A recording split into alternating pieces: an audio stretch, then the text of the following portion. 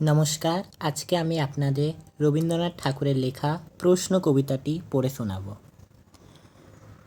প্রশ্ন রবীন্দ্রনাথ ঠাকুর। ভগবান, তুমি যুগে যুগে দূত পাঠায়েছ বারে বারে দয়াহীন সংসারে। তারা বলে গেল ক্ষমা করো সব, বলে গেল ভালোবাসো, অন্তর হইতে বিদরের বিষ নাশো। বরণীয় তারা, স্মরণীয় তারা, তবু তো বাহির দ্বারে আজই দুর্দিনে ফিরানো তাদের ব্যর্থ নমস্কারে। আমি যে দেখেছি গোপন হিংসা ছাওয়ায় ঘেরা হেনেছি নিঃসংসারে। আমি যে দেখেছি প্রতিকারহীন শক্তের অপরাধে বিচারের বাণী নীরবে নির্ভীতে কাঁদে।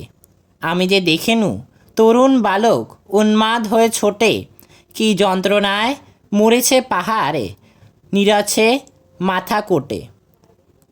কণ্ঠ আমার রুদ্ধ আজকে বাঁশি সঙ্গীত হারা, অমাবস্যায় কারা লুপ্ত করেছে আমার ভুবন দুঃস্বপ্নের তলে।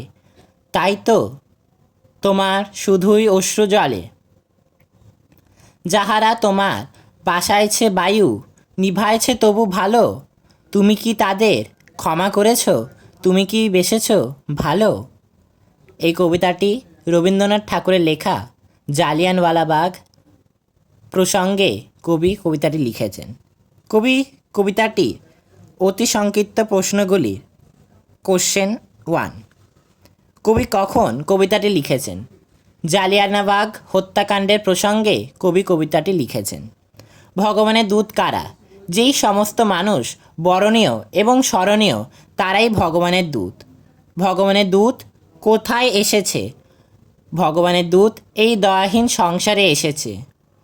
কাদের ব্যর্থ নমস্কারে ফিরতে হবে? ভগবানের দূত হিসাবে যারা এই দয়াহীন সংসারে এসেছে তাদের ফিরে যেতে হবে। তরুণ বালক কি করছে?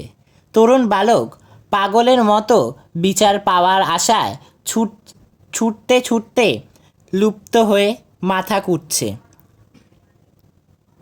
নমস্কার। এই কবিতাটি প্রশ্ন রবীন্দ্রনাথ ঠাকুরের লেখা।